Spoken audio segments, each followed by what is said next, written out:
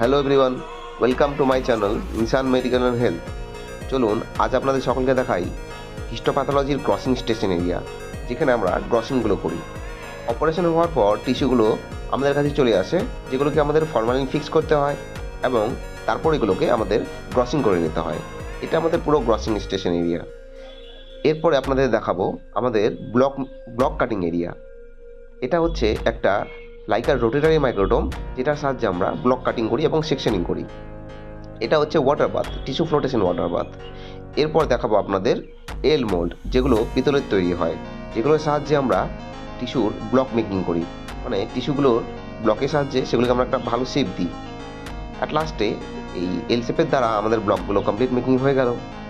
দেখাবো আপনাদের বোন কাটার মেশিন, যেটার সাহায্যে আমরা বোন সেকশনিং করি এবং বোন কাটি।